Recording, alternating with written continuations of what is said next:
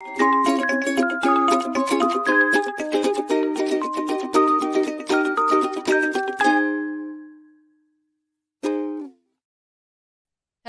welcome to the Kindness Podcast live. Happy Chinese New Year to you, the Lunar New Year, and it's the year of the tiger. Isn't that exciting? I think it's exciting. My daughter's going to Princeton, if I haven't mentioned that 400 times before. So that, their mascot is the tiger. So I think it's a good year to be a tiger, right? Hey, we've got an exciting guest for you today. His name is Bruce Reyes-Chow, and Bruce is an author, a speaker, a parent, a consultant, a coach, a podcaster, a pastor, lots of things. He speaks and he writes on faith and technology and race and parenting and church culture. He's a busy guy. Can you see that? He is the senior pastor of First Presbyterian Church in Palo Alto, California. So that's kind of feels like a sweet gig when you live in Aberdeen, South Dakota, to think that you could wake up every day and see some sunshine. In addition to pastoring and coaching, he hosts the podcast BRC and Friends, and he's the author of 4 books. The latest is why we have him on today. I really want to talk with him about this. It's called In Defense of Kindness: Why It Matters, How It Changes Our Lives, and How It Can Save the World. And it was published by Chalice Press in 2021. So without further ado, let's bring in Bruce. Hello. Hi, thanks for having me. Thank you so much for being with me today. I see the book In Defense of Kindness. I have been reading it and enjoying it so much. And my favorite is at the back, you have a 4 reflection. I'll show everybody if they can see this. There's a 4 reflection page at the back of each chapter, and it gives you kind of a question and then a try this, which is a tidbit of how to be kind. So we're going to get a kindness tip from you in a little while. But first, would you tell us how this book almost didn't happen? Yeah. Again, thanks for having me. I think kindness in the world today, we set a pretty low bar these days, and it's just, don't be mean, where I think it loses out on the power of kindness. We also diminish it by saying it's just about being nice. And so for me, I've always thought about kindness as a more transformational, kind of powerful way of moving through the world. But I found myself during the politics of, 2016, 2017, not really wanting to be kind and having a hard time. I started writing this book. And I was writing, and then I just put it away because it was getting more and more difficult for me to believe truly the things that I was calling people to do. And then I sat in a movie theater watching the Mr. Rogers documentary, and I turned to my spouse and said, "Oh, Mr. Rogers, what a pain, right?" I mean, and I kind of said, well, I guess I should pick up this kindness book again. And I kid you not, the next day I checked my email, and the publisher from Chalice Press, Brad Lyons, had sent me an email that said, "Hey, is it time to pick up this book again?" I'm not one who believes in these kind of symbols and signs like that, but I was like, okay, if I can't see that one, okay. Yeah, I happen to love symbols and signs, and that one just says to me, "Okay, God, just give me a sign." Exactly. Not even subtle, right? It's not even a subtle one where I had to think about it. I'm like, okay, this is a little too blatant. I should probably listen to this one. So that's how I finished it off. Wrote it pretty quickly, actually, after I kind of committed back to it, and tried to launch a book during pandemic, which was always fun. I did the same thing. Mine was Negativity Remedy, and that's super fun to launch a book during a pandemic, right? That 10-city book tour turned into just me and my computer. Yep, exactly. Though I will say, and I don't know if you've been able to do this, one of the things our publisher did was say, if you bought a certain number of books, Bruce would zoom into your book group. So I've been all over the country. I do my first travel at the end of this month. So that there has been some, interesting twists on trying to do that kind of thing this year. Anyway, not the question you asked though. Well, I love it. We're just a great conversation. This is awesome. So this is something that I'm wondering if you can speak into. And I think you sort of alluded to it, because in 2015, 2016, when you were getting burnt out on kindness, you were a pastor in a church.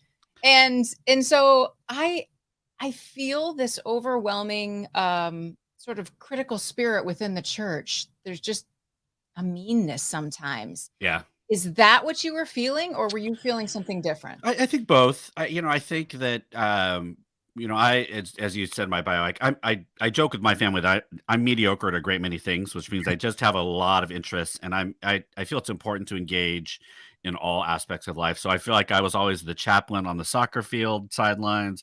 I was involved in the PTA and kind of was in that space, and I was involved in political campaigns in San Francisco when we lived there. And so I think it. Well, I would love to say that the church was special about this. It was everywhere, right? I mean, we were tearing each other down, diminishing each other, dehumanizing one another all over the place. And that was being modeled by our politics and in the public square. And I think the church, what we have failed to do in many regards is to see that we can claim a space that's different. How can we model disagreement, like vehement disagreement, not just, oh, I don't like the way this looks or feels or sounds or music or whatever, but like actual disagreement within our congregations, and even harder, I think, and easier to diminish each other is across congregations, across denominations, across theological spectrum. I think that's where I saw it a lot, and I try to speak into that both in not engaging and engaging. If you read the book, I talk a lot about how kindness isn't always pushing on somebody and always being there. Sometimes it's stepping back because that's a kindness to yourself or to the others. So yes, the church, I think our job was to not buy in so much to the way the world was moving, but to see that there are possibly ways to act differently in the world that could model kindness without, just allowing anybody to do what they want, but to actually see each other as created human beings. So you talked about not engaging and the kindness involved in not engaging. Can you speak into the kindness involved when you do want to have a with someone? Yeah. I think the question is also, is what happens across the aisle or across with really conservative people? And so I have two responses to that. One is I'm not always called to be that person. Like I know that there are sometimes, I think we love the idea of bridge builders, but I also think there are people that sometimes need to be the ones on the street kind of pushing us to jar us into an understanding of different realities. And then there are people that work within the system. And then there are folks who so I think there are moments and times where you are that bridge, and then there are times you're not. So that's one. The second is, I think when we engage in this work, we do have to ask ourselves the deep question, do I really genuinely see the person across from me as a created, in our tradition, a created child of God? And does that matter? Because it's one thing to say, sure, yeah, God created them, but then to not treat them like it matters. So I think when we step into those spaces, I'm always thinking about, I disagree with a lot of politicians, what they do, but I also know they have pain and they have hurt and they have images about their body or about their abilities, and there's insecurity. So if I'm going to critique somebody or challenge somebody, I'm not going after ad hominem attacks on what they look like or their physical ability or anything that's too easy and I think lazy. But I'm going to go after your opinion or actions you've taken and I'll challenge you on that, because that's not about who you are as a created human being. That is about how you are acting and moving through the world. So I think for me, I have to ask myself that question all the time. Do I really believe that this person is created, and am I going to act differently because of it? Wow, that is a great question, just to stop you in your tracks before you open your mouth and say anything else to anybody. So where did this passion for kindness come from originally? I mean, like you said, you're involved in a lot of things. You could be talking about technology or race. Why kindness? Yeah, I think kindness is one of those things that is not platform specific, right? It's not. It is how you move through the world. And so whether that's in standing in line at a cafe or, going through your Twitter feed or just, whatever it is, I think if you come with a lens of kindness, you just act differently no matter where you are. I got that from my grandfather. My grandfather some would say he was kind to a fault. And I will always err on the side of kindness than diminishing somebody else's humanity, always.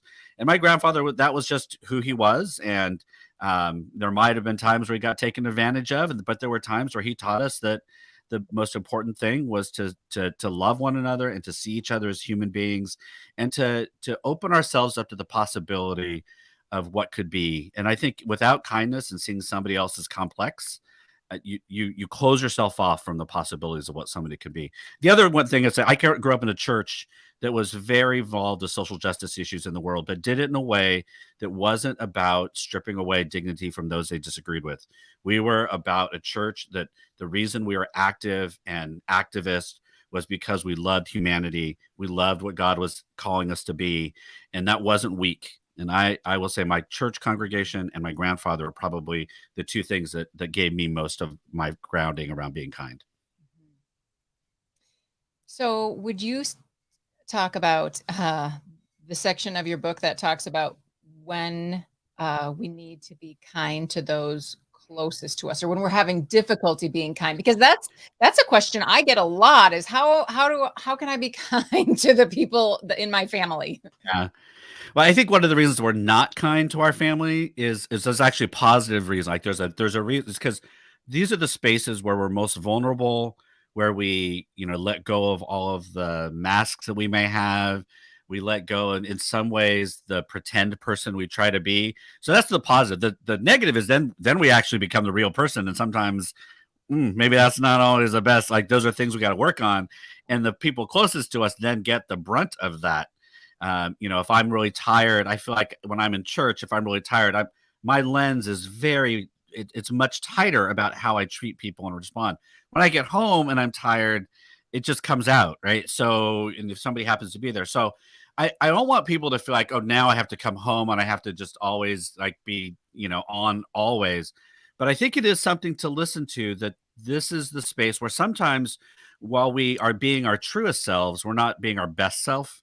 And so to be able to come back from those moments where I think apologies and being able to lean into that relationship so that you can come back after possibly not being your best person, that's the gift of personal relationships. So I think for parents, right, if you've never apologized to your children, you got to think about why that's happened.